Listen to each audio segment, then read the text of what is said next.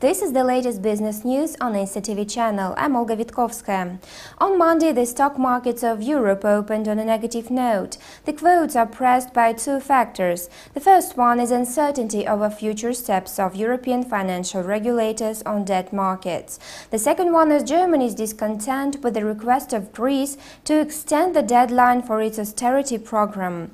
Against such a backdrop, benchmark French stock market index CAC 40 lost 0.43% and was traded at 3,418.45 points. German index DAX decreased 0.26% to 6,953.14 points. The key Spanish index IBEX was traded at 7,310.2 points, having slimmed by 0.01%.